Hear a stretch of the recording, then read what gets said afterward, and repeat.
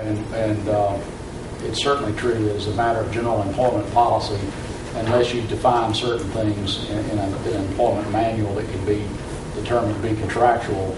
You know, you can skate on a lot of things, but then again, when you're talking about protected status under federal civil rights laws or whatever else, then you have a whole different world. And I'm assuming, and I hear y'all saying, we need to have a policy and we need to have training in accordance with that policy.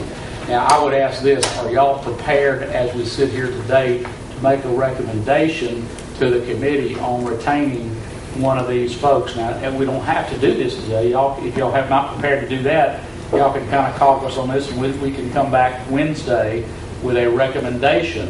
And we would prefer to caucus y'all, on it. Y'all do that. That's and fine. And come back with a recommendation. If y'all Wednesday would come back to us on Wednesday and recommend we want to retain so and so to work with us to develop a policy and to perhaps begin scheduled training in accordance with that, that would be a very positive step.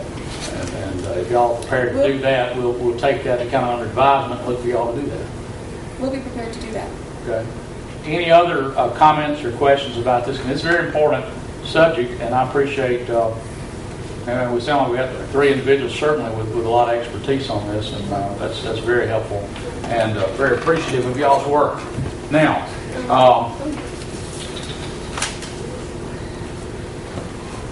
I did want to announce, and I don't know if the speakers mentioned, y'all know Mr. Wells, and you know him now if you didn't know him this morning. But Mr. Wells,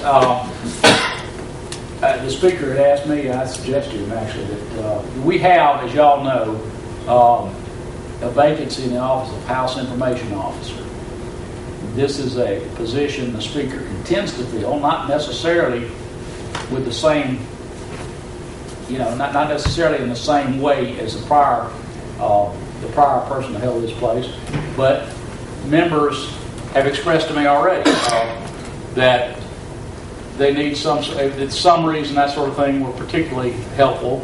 And we need to have some way of getting that as a service to our members, if nothing else, to compile what's going on so they can communicate that in an easy way with constituents. So there's a need for that position. We've had, I know, several people express interest to the Speaker's office and to my office about that possibility. I suggested to the Speaker, frankly, that he's got so much going on that you and I might kind of take those resumes or those and kind of make some interviews on behalf of this committee, or really on behalf of the Speaker. It's really his call. And now he's going to ask us to, I'm sure, take up his recommendation, but kind of make some suggestions to him about that. So I'm just doing that as a matter of information for this committee. Mr. Wells and myself most likely will be kind of conducting some interviews with individuals who might be interested in that position. And I'm sure we'll be then discussing it with the Speaker, who I suspect would probably want to interview somebody himself there, maybe after we do. And then I would think in the normal course of things we'd come forward to the committee to ask that such a person be considered for the position. But that's a little bit down the road, but not much. We're working on that, and we'll work on that. I want to make that by way of information to you. Now, I know Richard Bennett, Representative Bennett, along with Representative Martinson and Representative Calhoun, who did have to leave earlier, have been a committee of three charged with looking at staffing situation, salary situation, who's performing where, some thoughts about what may need to be done or should be done or shouldn't be done. And I've asked them to make a report to the extent they can. I don't know that your report's final necessarily. I know y'all still have information gathering. Let me say this. To the extent, I believe certainly this committee needs to be open and transparent. We need to, certainly the membership and the public, what we're doing ought to be out there. If it's a matter of policy, if it's a matter of procedure, that's something that needs to be, there's no sense us hiding behind anything there. We're public service, this is public business. To the extent we talk about particular individuals, particular job performance, and I just make this predicate, I don't think you're going there all day, but I just want to make this clear to everyone. To the extent we do that, we're going to be going into an executive session. Any city council, any board of supervisors, any public body in strict compliance with the Open Meetings Act would do that sort of thing if we're talking about some individual's particular situation. So I just say that as a predicate. If we get to that situation, we will be going into executive session to protect not only that person's own rights and certainly dignity as an employee, but also, frankly, to preserve that person's usefulness to us. I've seen situations before where something that should have been handled in an executive session was not, and that individual's usefulness as an employee really was impaired by that. And we're not going to have that. We're going to treat people responsibly. But having said all that, to the extent it's a matter of policy, that sort of thing, that's fair game. Everybody's entitled to know what we're doing. We're a public body. Now, I would recognize Representative Bennett to report for your subcommittee. Thank you, Mr. Chair. As you mentioned, Representative Rita, Representative Calhoun, we've just barely scratched the surface on this. We're gathering information. We've got the employees that are under our jurisdiction, which we have 40 employees under the House side, joint employees. We're getting information on them also, their names and their salaries. We have that information. We have the salaries and stuff out. It's going to be, there are some problems there. We have a couple flow charts. They're different, but I think Don may have put some of these flow charts together. They may not be they may not be correct. The people may not be answering necessarily to the people that the flow chart says. Actually, we have some employees, we're trying to find out who they answer to. Actually, some of them we're not sure. And I talked to Andrew about this too. And I say, when you answer to them, they say, well, we don't know who the answer to. I said, well, who do you call in when you're sick or when you're taking vacation? There's some that actually don't. So we're just scratching the surface here. We're going to have to look at it. It's going to take a while. It's going to take this session or probably a little longer too, to be honest with you. And we're going to look at some cross-training while we're looking at it, so that if someone's out, someone else can do that job. I don't think there's been much or very little cross-training that's been done. And we're just trying to see what employees do. We're going to get with their supervisors and let them give us a job description of each employee also. And we really want to step back and before we start looking at salaries and stuff and wait until the committee assignments are made. And our reasoning behind it may be incorrect now after talking to Teresa. We thought that looking at the pay scale, some of the committee assistants and stuff, salaries were a little higher. We were thinking maybe that's because of the job they do, and then the chairman or the speaker moves them and puts somebody in there with their salary go up and with that other person maintain that salary. So those are things that we've just got to look at. We just don't know yet. And like I said, right now we're just scratching the surface and we're just getting information, and it's going to take a little while for us. But if anybody's got any questions, suggestions. Certainly y'all's job is pretty extensive, and we want to be exhaustive with it. Thankfully, we don't necessarily have the time deadline we do with the space cadets we've had working for us.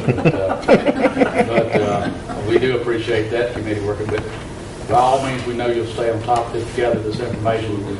We'll probably have a report from you at every meeting, interim such as it is, and we'll deal with it. Any questions about? Yes, sir.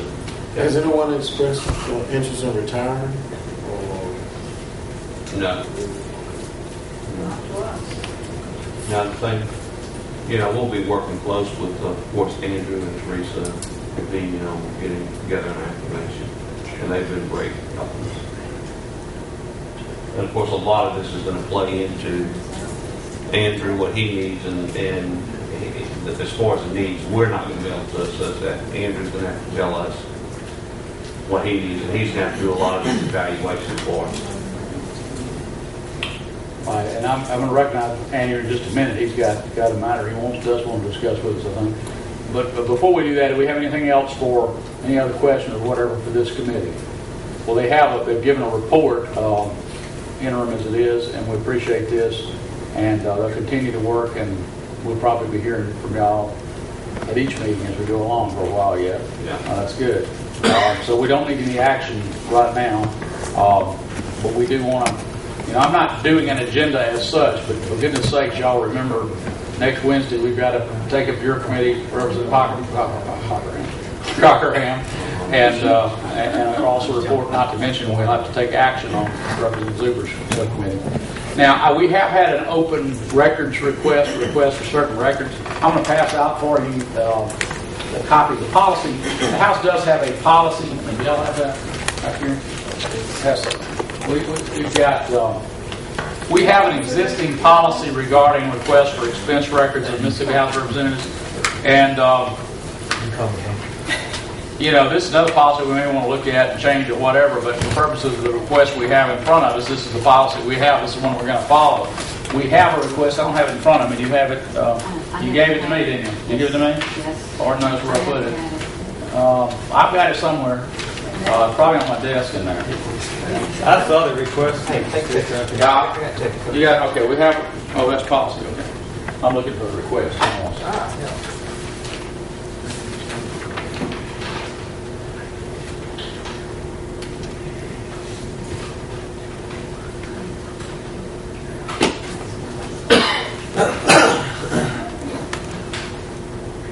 Well, I've got it somewhere. When we find it, and we will, we do intend to comply with it consistent with our policy. And our policy is what you have in front of you.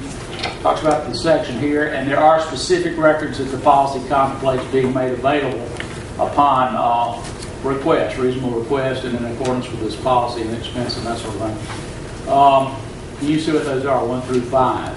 So that information, I just want to make y'all aware of that. We'll be supplying the records that we have in our possession and control that this policy says we are subject to release. It does require the clerk to make every effort to do this within 30 days.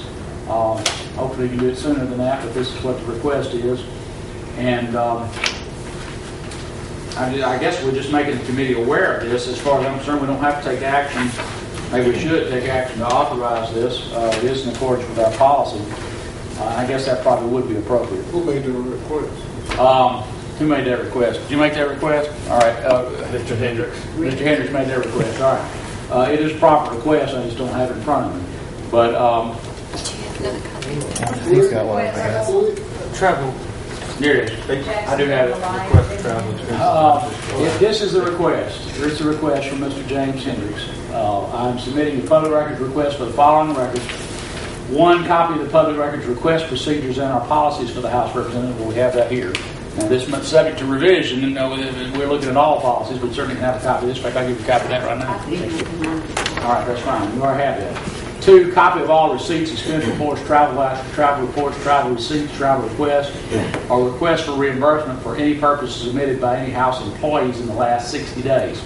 This dated January 11, 22, so I guess that's 2012, so I guess that's November 11, 2012 through January 11, 2012. My suggestion would be is that we request and direct the clerk to comply with this request as such request is consistent with this policy and not otherwise. I don't, as the clerk looks at these records and looks at the policy, if there's any questions about whether something should be disclosed or provided, consult with myself or certainly with legal staff. Otherwise, we will comply.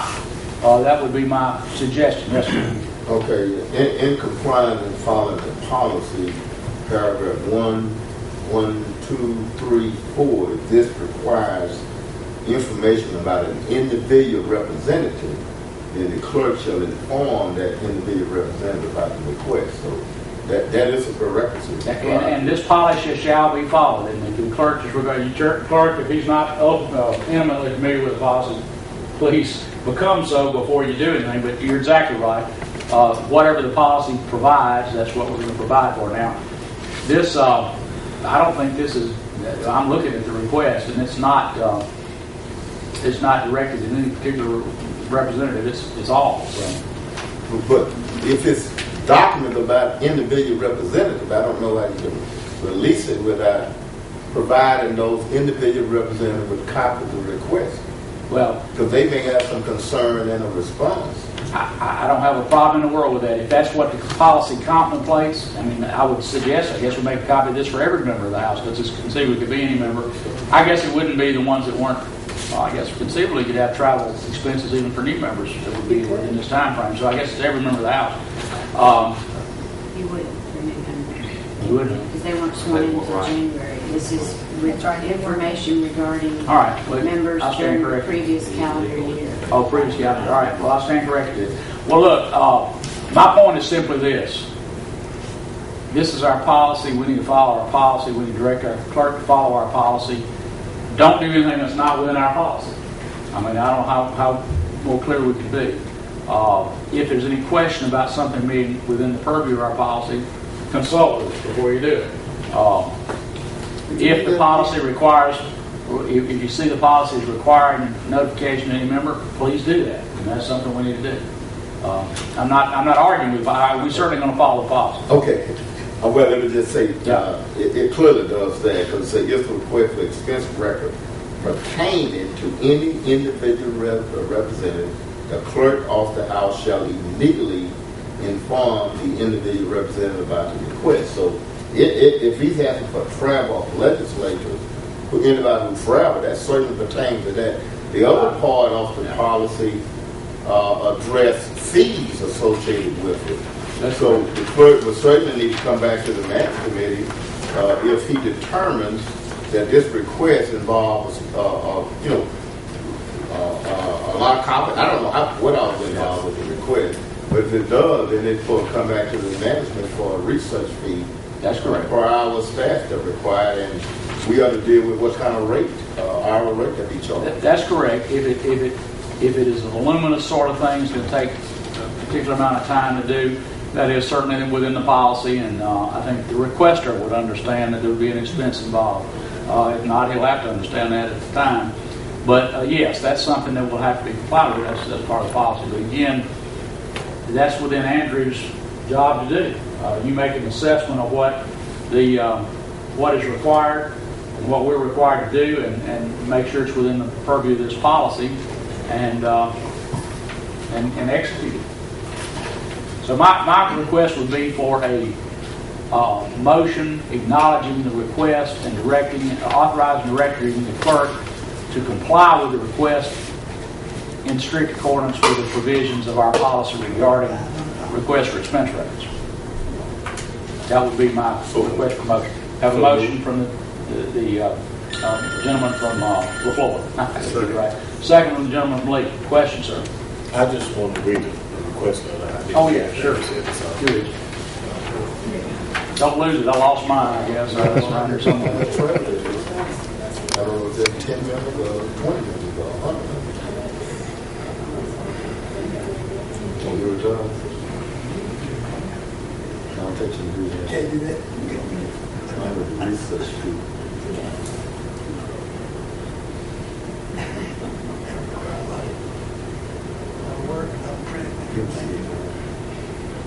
Oh, so he's gonna ask for employees, he's gonna ask for us. It's not for members, it's just for Just for board. employees. Okay.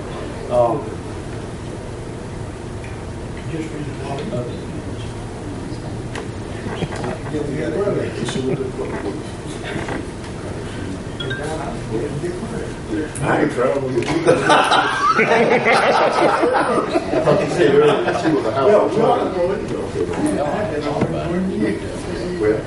John just said earlier we all have. We all. I think he's just specific to his staff. I think his request. Our question is me. Yeah, just a second. Oh. Now, when I'm in the dog, I fight with the coach. You sure you didn't do any traveling?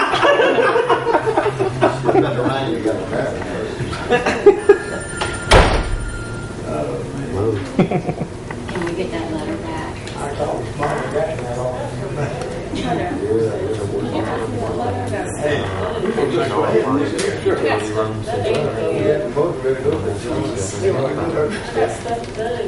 Can we get a favor with me? I think the process put this carpet right down. All right, We ready to vote? Got a motion and a second to direct the clerk to respond to this in accordance with our policy. Any questions, any other suggestions or discussion? All in favor signify by saying aye. Any opposed? All right. We do have a matter, if you recall, the issue with respect to the raises given to certain members of joint staff before the end of the year. We are looking at that, and we anticipate having a decision, a recommendation, and a decision to make on that at Wednesday's meeting. So you know, we're on top of that, and we'll have you something for that at that time. We do understand that the Senate apparently is not rescinding yet. They're going forward, so we're going to have to make that decision, and we're going to have that in front of us Wednesday, so just anticipate that. As far as I know, that's everything except one matter that the clerk has asked to address us on, which is a matter that bears upon the job responsibilities of a particular